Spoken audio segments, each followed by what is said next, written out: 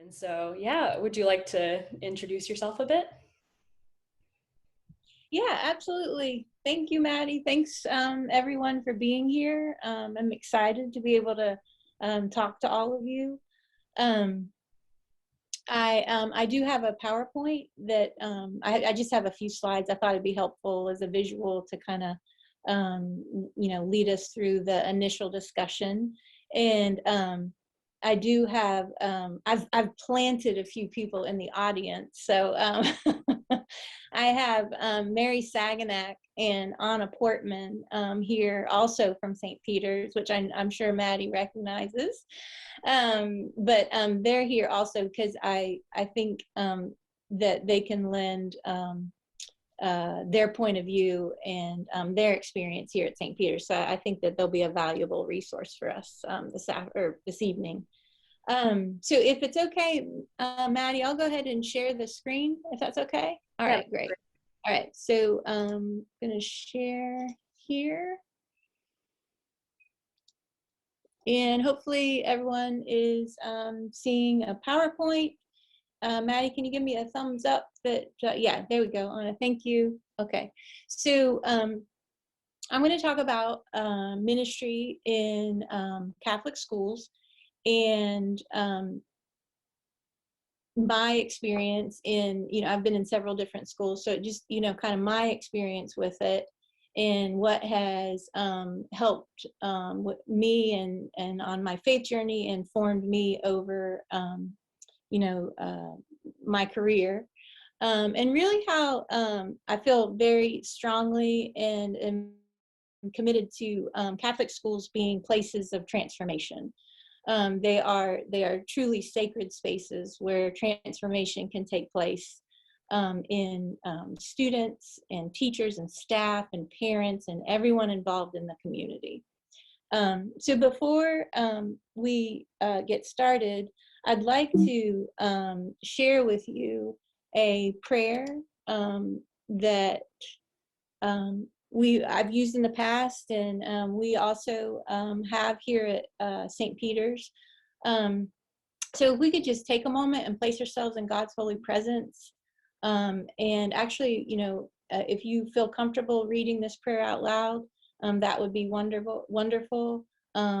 But we'll just take a moment and say this prayer together. In the name of the Father, and the Son, and the Holy Spirit. Amen. Amen. Oh God, you are my strength, my patience, my light, and my counsel. As I welcome my students today, help me respond positively to the needs of each young person you have entrusted to my care. Give me a spirit of wisdom, understanding, and gentleness in all my interactions today. May I always follow the example of Christ, your Son, the Master Teacher. Amen. In the name of the Father, and the Son, and the Holy Spirit. Amen. Thank you for joining me in that prayer. So I wanted to talk a little bit about, how I got to be here at St. Peter's. I've been in Catholic education for over 20 years, and I really had no intention of being a teacher. That was not, my undergrad is actually in biology and research biology. But I just happened to be in the right place and, at the right time. And, through divine intervention, I got started in teaching. I'll never forget the first time in a Catholic school, I had been asked to be a long-term chemistry sub. And in Catholic schools here in the United States, we wear uniforms, and for high school, the general uniform is an Oxford and like khaki pants. And for some reason on that first day, I wasn't thinking, and I showed up in an Oxford and khaki pants. And when the principal introduced me, he said, no, she is not a student. She's actually going to teach you chemistry. So it was really funny. But ever since then, ever since I got up on that first day and was teaching, I just knew I was in the right place. I knew that I'd finally landed where God wanted me to be. So that was actually out in San Francisco at a high school out there. Then I came back to the East Coast and taught at LaSalle Academy in Providence, Rhode Island. And that's where I actually got my start with administration. And as I was moving through administration, I realized that that I needed more. I needed more education. So I ended up going to, as Maddie mentioned, to the REMIT program at the University of Notre Dame. And for me, that's really where it all came together. And I'd like to share with you something that really has stuck with me and will continue for the rest of my journey. When I was at Notre Dame, that was a big shift for me. I'm a mother of 5, and that is my primary vocation. And very busy mom with lots of things going on. But this opportunity to go to Notre Dame presented itself, and I knew that I needed to pursue it. But I'll be honest with you, when I was there for about a week, and I was wondering, what in the world have I done? Because it was very hard, very challenging in many different ways. And so I'll never forget, it was a Saturday. I was there about a week in this 3-year program, just starting this 3-year program. And I had spent probably 12 hours in the library studying, putting projects together, presentations. And I just thought, I need to get out of here. I need to get some exercise. So if you've been to Notre Dame, they have 2 lakes there, St. Mary and St. Joseph. And there's a trail that runs around the lake. So I thought, I'll try this trail. So I'm running along this trail, and it's sprinkling a little bit, and I'm not thinking anything of it. And I keep running, and I'm doing okay. And then all of a sudden, it starts to really rain very hard. And then you can hear the lightning and see, you can see the lightning and hear the thunder. And I'm starting to get worried because I'm in a new place and I don't know, I'm like, oh, this is not good. So I keep running. And I think at one point, I think there's geese around the lake, and I think a few of them were hissing at me, and it was comical, if you will. But all of a sudden, out of the corner of my eye, I see this path, and it's starting to get dark. So I see this light up this path, and it was just, I was like, what is that? And so I walk up this path. It's all muddy because it's pouring rain. I've got mud, everywhere. And here I come upon this picture, and you see the picture on the, not the picture, but the crucifix. I come upon this crucifix, and I was so, I think it was just the place that I was in, and I was, really missing my family and wondering, God, what do you want of me? And I came upon, and I'm going to get upset, so I apologize for that. But I came upon this crucifix, and, there were kneelers, and I knelt down, and in that moment, I realized that if I was going to be better, if I was going to be better, then I had to do what God was putting in front of me. And that's something that I always carry with me, because I think that, good comes out of a struggle. And I try to relay that to the kids and to the teachers, that when you're in that place of struggle, it's really God asking you to be better. And that's really where the good comes about. So I share that with you because that's just part of my journey. We all have experiences like that kind of that turning point. For me, the REMIT program and Notre Dame really validated kind of what I was already feeling. It put words, it put a curriculum, it put the spiritual formation part of it, it put it all into place, and it just made so much sense to me. And so that's what I bring forward from there, and hopefully bring it to the schools that I've been in since.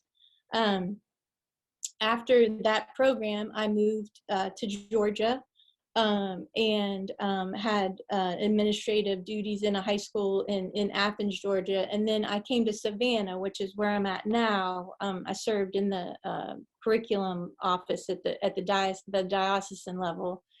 And then this opportunity came about, and I couldn't, I knew that this was a special school, and I knew this was a special place. My own kids went here, and Maddie can attest to this. This school is, it's like a family, and it's a small school setting, and when anyone walks through the door, you feel that family feel. So I knew it was a special place. So when this opportunity arose, I jumped on it. And so I've been here for 2 years, and I really, it's just been the best experience ever.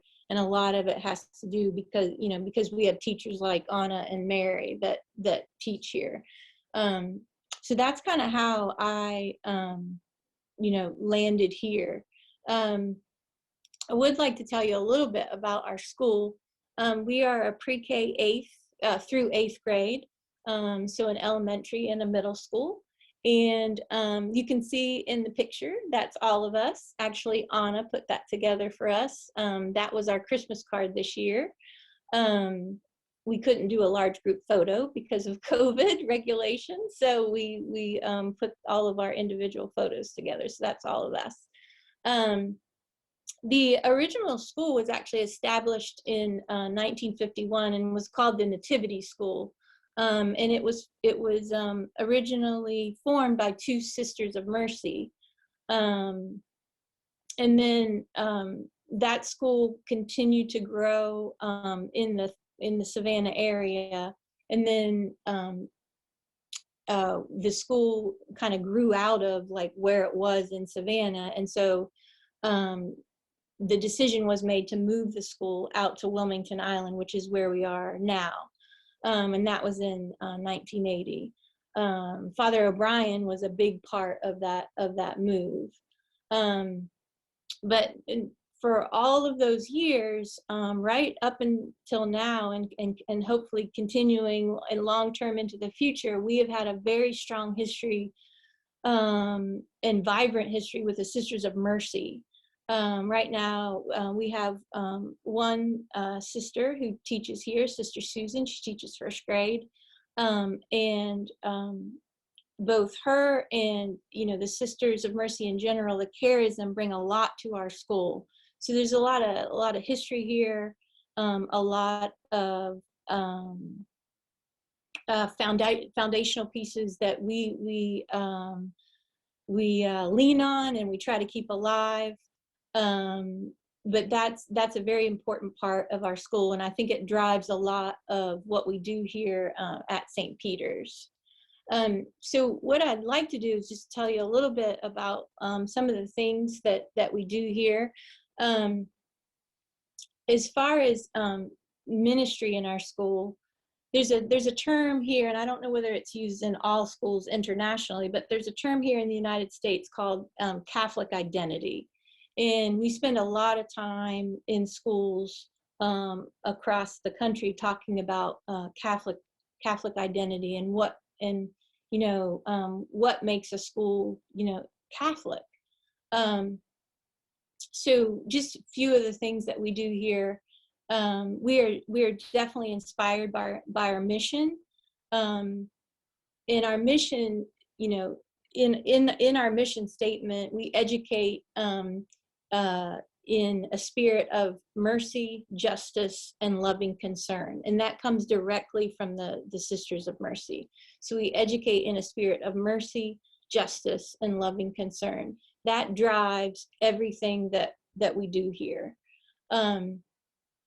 We have very strong relationships with our parents. We, as a school, recognize that parents are the primary educators of their children, and that we have a job to partner with them, that it's very important to partner with them so that the child can receive the best education. So that's an important piece of our ministry, in that it's not just teacher to child, but it's actually triangular in that, you know, teacher to child and also along with the parent, making sure that the child gets, you know, what they need and grows in their relationship with the teacher and the parent, but also most importantly with God. We are every day we are witnesses of the gospel, and you know that has a lot that goes along with it, but really it's about teachers showing that unconditional love to the children that we teach. That is so that's integral to what we do. We are all, you know, as a community, we recognize everyone as a child of God. And, you know, I often talk about, and it's hard to put, and some of this is really hard to put into words, but, you know, as children of God, you know, we live in his gaze, right? So we love, that we love and we feel safe in the fact that he's looking upon us. He gazes upon us as his children. And what we try to do here is for the teachers to imitate that love with the children, and really you know, gazing upon those children with an unconditional love, because that's really what they are seeking. And that's really how, you know, ultimately they come to know God, is through us and what we, you know, what we are imparting to them. The school, as a school, we spend a lot of time in prayer, making sure that, you know, we read scripture. We have traditions, and of course, you know, celebrating the sacraments. We have, in the last year, or well, since the beginning of the school year in August, we've been able to have Mass once a month. Normally, we're able to come together more often than that, but with the COVID guidelines, that's kind of restricted a lot of things that we can do. However, we found a way around it. We were at the beginning of the year having Mass and actually having a Zoom meeting so that, you know, everybody could attend Mass. So everyone was in their classrooms watching and participating and worshiping. And we'd have the actual Mass going on in the church. So we found ways to try to make sure that we keep up the sacraments and keep our traditions going. You can see in one of the pictures, that is our pastor, Father Kavanaugh, and he is dressed up as St. Nicholas. That is a tradition that happens every year, and St. Nicholas comes and visits the children, and they put their shoes in the hallway, and they get little goodies in their shoes. But that's just one of the many traditions that you know, happens here at school. You can see in the I don't know if you can see the upper right hand corner here, there's a baptism going on, and this is actually one of Mary's students, and this is so life-giving when you see a child come in, and she's in second grade, and she wanted to be baptized, and you know, that came from I'm sure that God was speaking to her and speaking to her family, but you know, Mary, she's in Mary's class. Mary created that space, and you know, this child wanted to be baptized, so we set that up with the family, and the whole class was there. Mary was there, and it was just such a life-giving experience, and just so wonderful that she could experience that she received that sacrament, and that her class and her teachers could experience that with her. It's just wonderful. So that's just, some examples of, what we do here, and what makes us a Catholic school. Of course, we're here to learn, and we often talk about academic excellence, but it's always through the light of faith. It's always through the lens of faith. So we talk a lot about treating each other with dignity and respect, and making sure that that's the basis of all of our relationships. And we also, it's very important to make sure that our students understand that they're a part of such a bigger picture. They're a part of the church itself, and how they fit into that. We make sure that they are aware of that. You can see the two young boys carrying the box there. We do a lot of service. We're once again limited because of what we can do this year, but every year we do a drive where each class chooses their own organization. They learn about it. They speak with people of that organization, figure out what they need, and then they will do a drive and collect things. And at the culmination, all of those things get picked up by these various organizations. And it's just such a great experience for the kids, just making sure that they understand that there are all kinds of different cultures, all kinds of different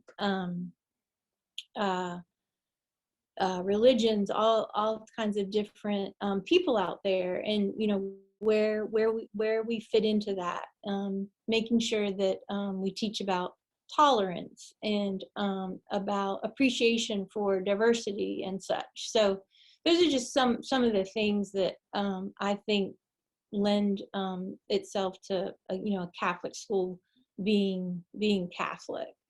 I think that let me just move to this next slide here. There's a couple like quotes that really speak to me, and I kind of carry them with me, and I keep them on my desk underneath my little planner piece here, because I always want to make sure that I'm coming back to them, and making sure that we're on course to for what we're trying to do here. So this first one, thus relationship is built up, which is both a human and divine. There is a flow of love and also of grace. I'm actually missing part of it here, but this is what makes a Catholic school truly authentic. And that speaks to me, continues to speak to me about a group of people collectively coming together, and we're all on this faith journey together. And it's not just teachers, it's teachers, students, parents, everyone that contributes to our community is a member of our community. We're all on this faith journey together, and we're traveling towards salvation. There's a love that flows in and out of all those relationships, but there's also a grace that comes from being allowed to be yourself, being allowed to struggle and learn from it, and that's really what we try to do here on a daily basis. And probably in my experience over the years, there's no greater role in a Catholic school than the teachers. They make or break a Catholic school. And I really truly believe that that's because we've all been called by God into this vocation. And this second quote really comes from that. It places the importance on that vocation. And this is from Gravissimum, which is a foundational document in Catholic education. It says, beautiful indeed and of great importance is the vocation of all those who aid in parents in fulfilling their duties and who, as representatives of the human community, undertake the task of education in schools. This vocation demands special qualities of mind and heart, very careful preparation, and continuing readiness to renew and adapt. And I'm just really blessed here at St. Peter's to have a group of teachers that show up every day, and they want to share their faith journey with the kids, and they wear their faith on their sleeve. I talk a lot about that, about wearing your faith on your sleeve, being ready and willing to share that faith with the children around you, and actually being willing sometimes to do that when you know it's not the ideal situation, right? We all get tested, but just always coming back to, what would Jesus do in this situation? And they show up every day willing to do that. So Maddie, I know I talked a lot. And it was probably a very winding place, a winding journey to get here. But I hope that I've conveyed a little bit about ministry and education, why it's so important, and what makes a Catholic school a Catholic school. So I hope that I've conveyed that. But I definitely look forward to your questions, and would love to clarify if you do have questions. So. Yeah, so for people who joined a little bit later, if you want to just unmute yourself and ask your question, if you have any, that's fine.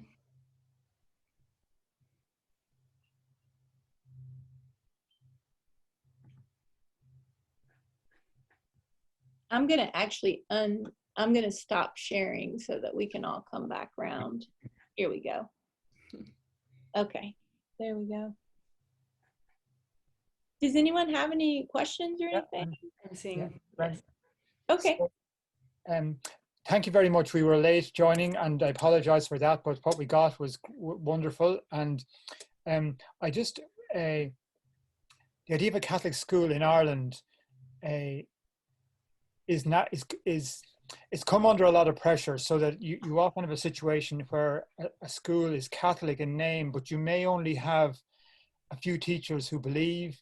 You may have lots of people in the school who are coming from, maybe families where there is no belief at all, maybe holding on to their faith with the tips of their fingers, maybe a few committed families. And trying to be a Catholic school in that kind of scenario, could you say something about that from your own experience as to how, say a teacher, for example, how a teacher might try to do that when her colleagues are not all wearing their faith on their sleeve? It's no, that's a great point and a great question. We here in the United States, and I've taught in 4 or 5 different Catholic schools, and the Catholic identity piece that I talked about, that level of Catholic identity is different in all schools.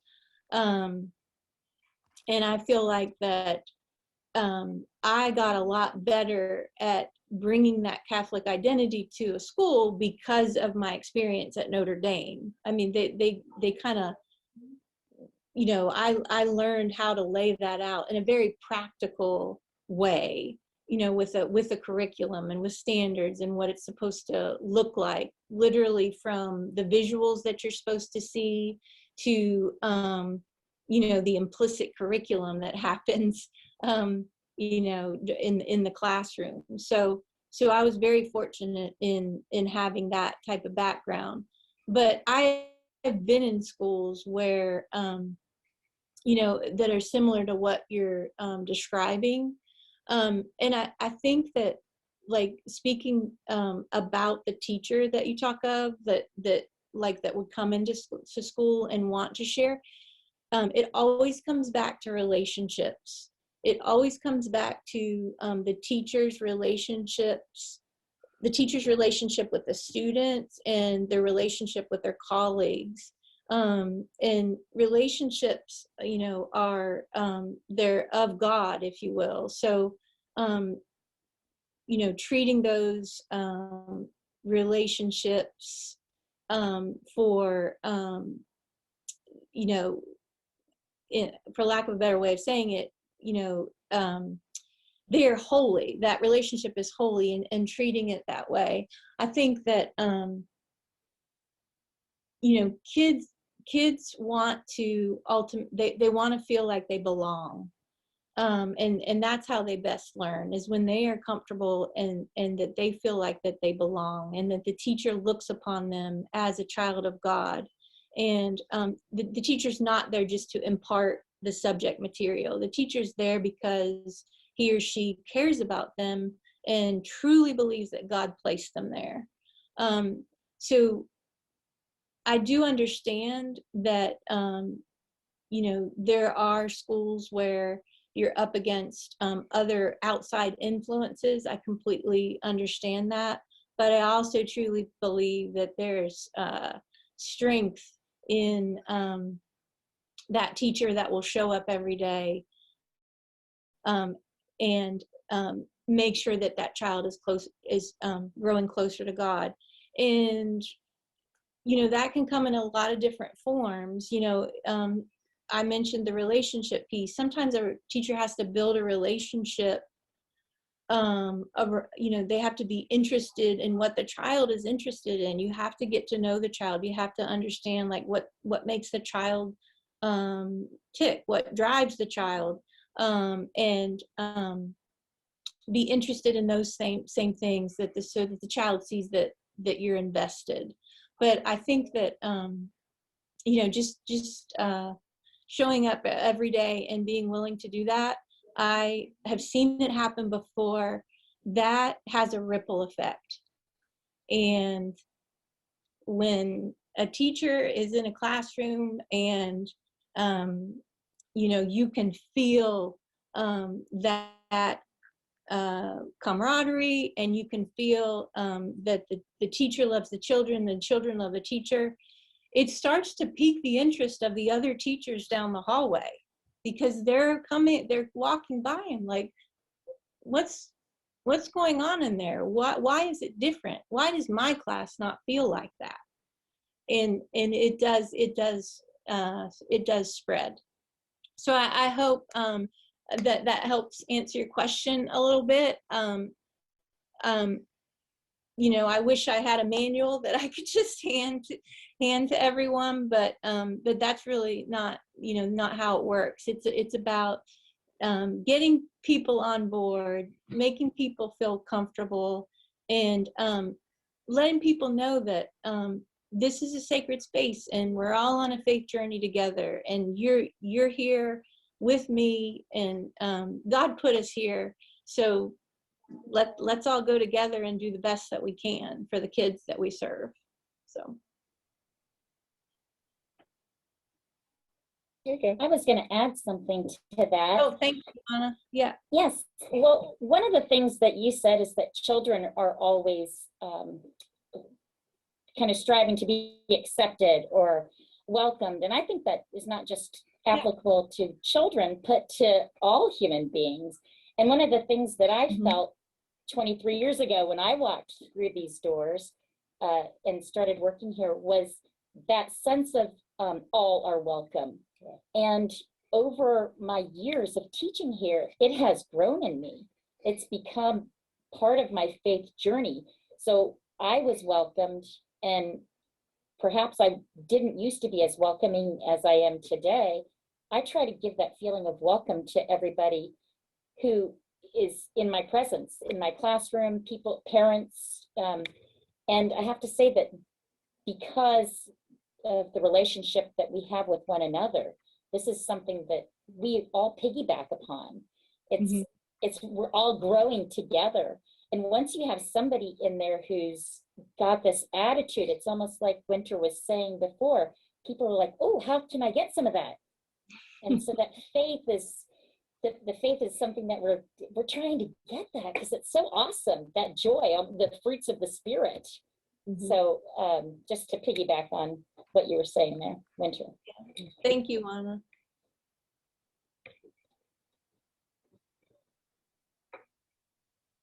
Gary, do you have a question? I do. I myself have taught mostly in a Catholic school, 12 to 14-year-olds. And it was great. Some days they won. You gotta celebrate those days. That's right. One of the things that struck me, I worked with a wonderful sister, a religious sister, who was our principal.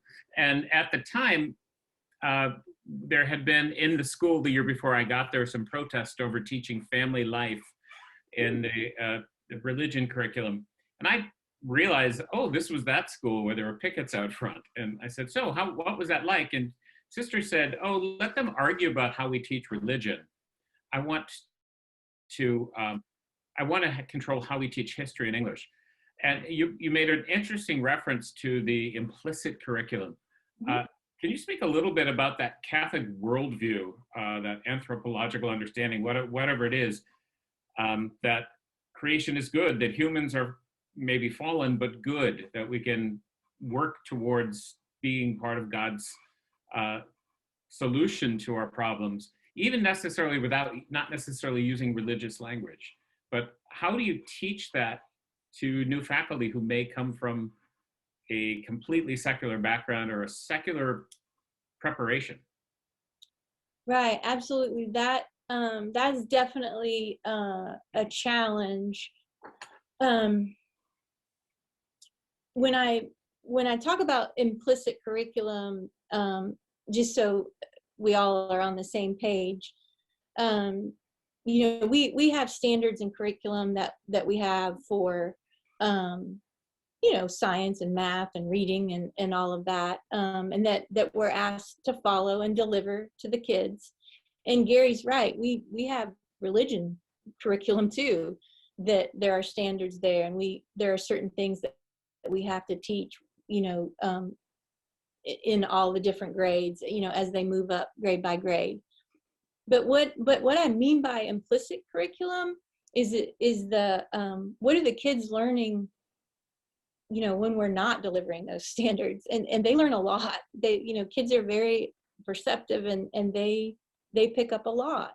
And it's hard. I think for those of us who are seasoned teachers, we have learned that along the way, because we've caught them listening to us when we didn't think they were listening, or we caught them looking at something on our desk that we didn't realize they were looking at, or we've been walking down the hallway having a conversation with our colleague and realized that the child is standing right around the corner and heard the whole thing. Do you know what I mean? So there, it's those messages that we're delivering during those times when it's not a standard that you're checking off of the curriculum. Those are so important. Those lessons are, you could make the argument that those lessons are even more important than the standards that we're teaching. But you're right in the fact that when a new faculty member comes in and their experience is different, how do you bring them in and kind of bring them in and bring them along? And I think that in my experience, it's always been the best way to do that is with a really good teacher formation program that starts right from the very beginning. because we all know that the first 3 years of teaching that's when you're going to stay in the profession or you're not.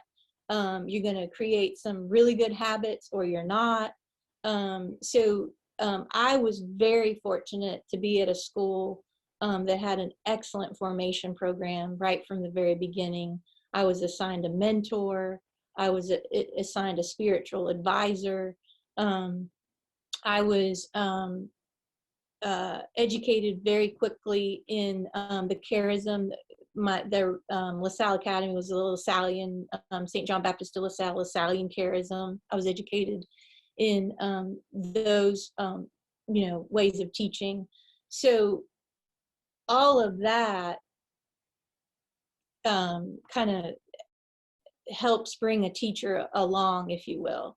And then the other thing is that what we said before, hopefully that teacher feels like they belong. I think we're all looking for belonging, and just making sure that that teacher feels like that they've landed in a place that they're supposed to be. And a lot of times that works out, but then sometimes it doesn't. Sometimes it's not a good fit. But I think that Gary, in reference to that one piece of that question that you asked, was as far as the Catholic worldview, I think all these little experiences along the way, all these little messages that we send children, they culminate into how they view themselves, how they view the importance of serving others, how they view their place in the world. And that it's all of these relationships are based on dignity and respect. That I think that it's those little pieces along the way that inform them and form them as far as how they conduct themselves as they go through the grades and then go on to higher education. Gary, does that help a little bit? I don't know if that. Myself. Yes, thank you. Oh, thanks, Gary. Thank you. Yeah, Donald, do you have a question? Okay, I think There we go. There you go. You want to start over? Yeah, there we go. Can you see me now? Yeah. Sorry about Yes. this, guys. I'm on the other side of the digital divide. So, hi, Wynter. Thanks very much. I'm Donald. I'm a parishioner in Gary and Michelle's and Stephen's Church in Dublin here. Wonderful. I'd just like to ask you about Georgia, a little bit about Catholicism in Georgia, Maddie was telling me that historically Catholicism has been challenged a lot in Georgia. So I was just wondering today, and I'm sure like Wilmington Islands is quite different from Atlanta, but would there be any discrimination like against Catholics in where you are? Would the parents and the children, would they, or is it I'm not quite sure of the SES, the socioeconomic status of your parents, families, but I'm just interested in that. And the other one was I was going to ask you about the school that you worked with in San Francisco. You had a great experience there. What was the name of it? Because the reason is I worked as a school psychologist in San Francisco for many, many years, and the Catholic Church's schools are extraordinary in San Francisco. That's just wanted to. So I just was wondering which one you were in.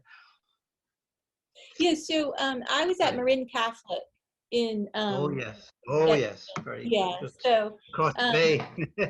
and they've they're actually they're a lot different than when I was there, but they've grown, and it's just a great school. It was a great school for me to get started. I had a lot of support there, so you're lucky.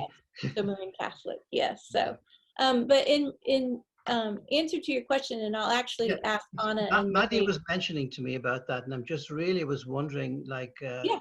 is it an issue? I mean, Yeah, I know it's well, an issue, but how big of it is an issue? Yeah, so what I would say is that I came from Rhode Island. Before here, I was in Rhode Island, which is almost 70% Catholic, which is that's a huge percentage for any state. It's actually the highest percentage of any state in the United States, 70% Catholic. We had a Catholic school basically with every single parish, and they were full. And then I came to Georgia, and it's about 5% Catholic. So it's very, very different, very different. Now, I would not say that there's discrimination. I wouldn't say that. That has not been my experience. However, there is, that people are curious. Like, I guess that you'd say that people are curious. They wonder, like, because I think there are some misconceptions. And so they kind of wonder what that means. Like, I'm sure Mary and Anna can relate to Ash Wednesday and going to the grocery after you've received your ashes. And people just don't, they're often looking at you strange and, wondering, what that's all about. But I wouldn't say there's discrimination. I would just say that there might be some misconceptions, a little bit of curiosity. But what I have found is that people that are willing to have a conversation and learn more about it, it's always a fruitful conversation, and it's always a good conversation, and it's a chance for us to be a witness. We do have families that apply here that are not Catholic. They really have no background in the Catholic faith, but they're willing to learn about it and to be open to it. And sometimes we, have children that, want to be baptized or want to move forward with their confirmation and things like that. So in general, it's a positive thing. I don't know, Anna or Mary, can you speak to that at all, possibly? I do feel like in Savannah, we're a little more, and especially Wilmington Island, I feel like we're in a little insular bubble in a lot of ways, because the island is small, but there are a lot of Catholics on the island. There are a lot of Catholics in Savannah. And maybe not percentage wise, but we all kind of know each other and things like that. So you do feel like that's a little more. And I do feel like we're in a bubble sometimes, compared to the rest of the city or the rest of the state. Yeah. Yes. Right. Wilmington Island's small. Right. We're small, but we've also done other things in our parish where we have a interfaith hospitality. So we've been to talks learning about other faiths, and people come and learn about our faith. People of other faith come to learn about our faith, and we realize really that as long as we're of faith, we really have, most of us have the same goal in mind, the same end game in mind, to become a saint. So no, I don't think the discrimination is there. I think we're still all on the same page. Thank you. Yeah. Thanks very much.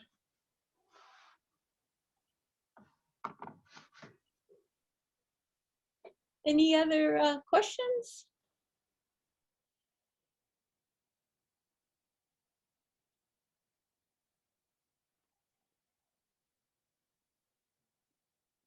Maddie, do you want to try to, are there any questions on this list that you want me to kind of address, or? I think only if there are questions on the list that you'd like to address, you want to talk about. So Maddie had given me a few questions, and I did take a look at them.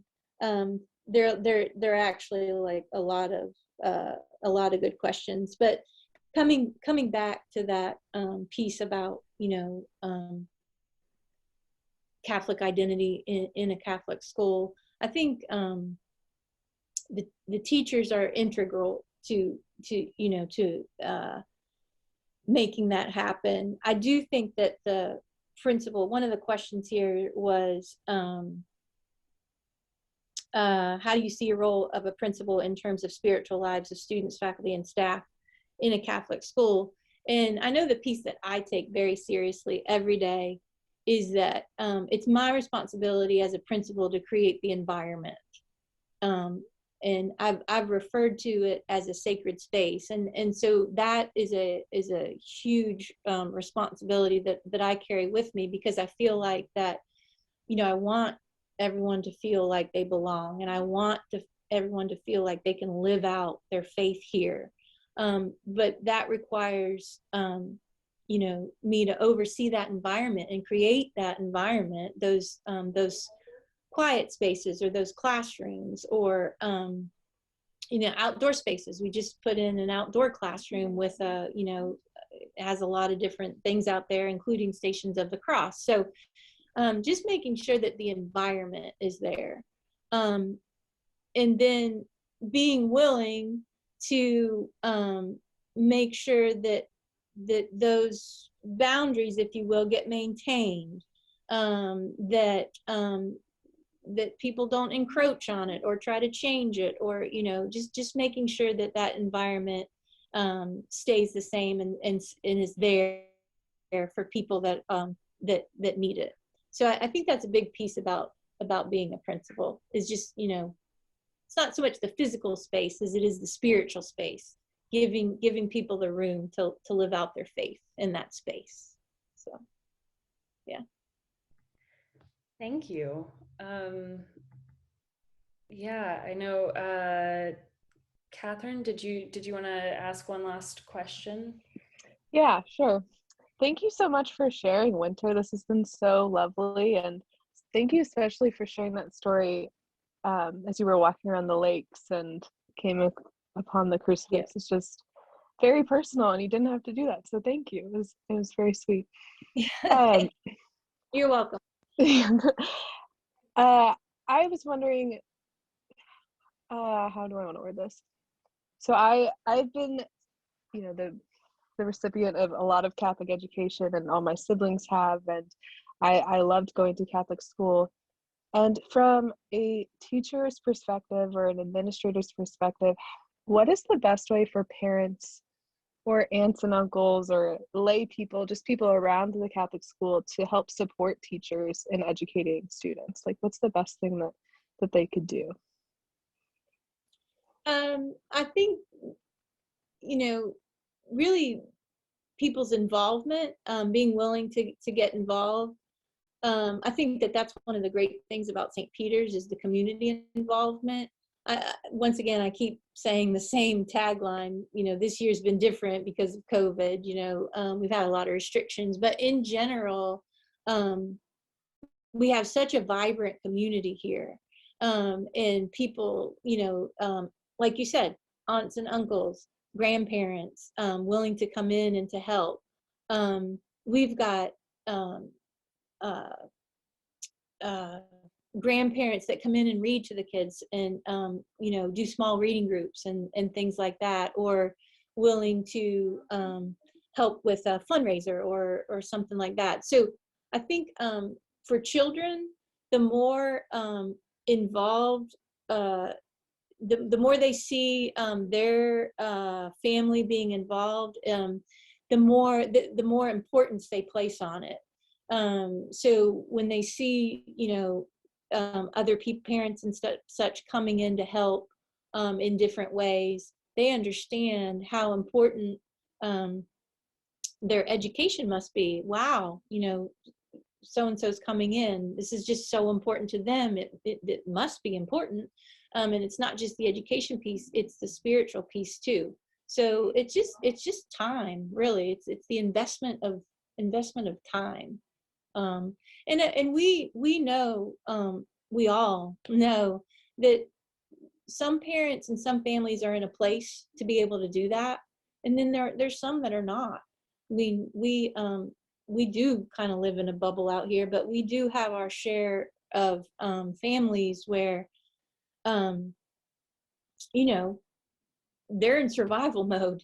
You know, both parents are working, they're making a huge sacrifice to send their child here, and they can't always be involved. And you know, oftentimes I and the teachers here, we also place importance on that, making sure that the child knows that, you know, your family makes a sacrifice for you to be here. How great is that? How awesome is that?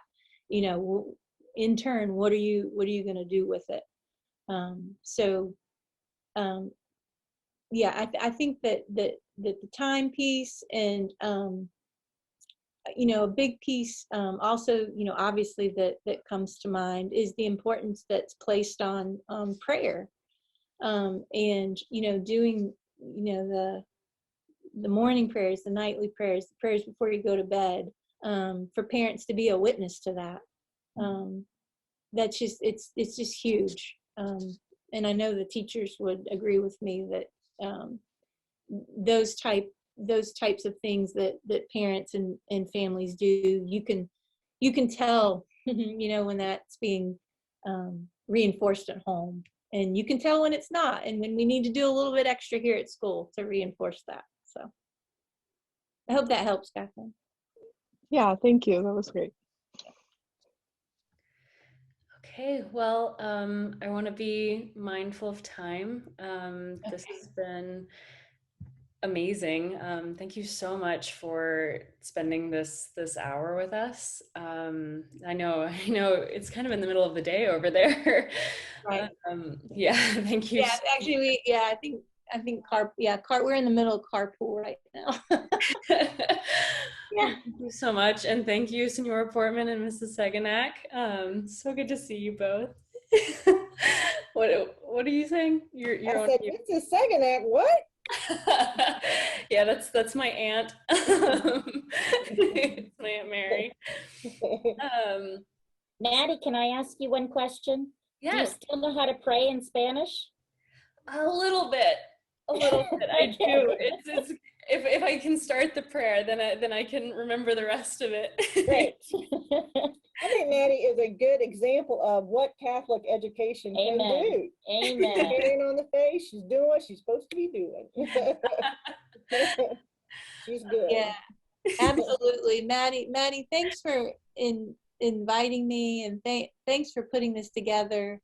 I'm always so happy to share the faith with anybody who's willing to listen. So just thanks for giving me the opportunity. And you know, I hope that maybe, you know, at some point we can do this again, but I hope that everyone, you know, got a little bit of a glimpse of, you know, what a Catholic school, what our little Catholic school looks like anyway. But if anyone has any questions moving forward, or maybe you're looking for a resource or anything like that, I'm definitely more than willing, you know, please contact me, and I will help in any way that I can. So yeah, thank you. Thank you. Thank you. Thanks. So much. And yeah, everyone in Ireland, have a good night, and everyone in the United States, have a great afternoon and rest of your day. All right. Thank you, Maddie. Thanks, Maddie. All right. Thanks, Maddie. Bye. Bye. Thanks, Maddie. Bye. Bye.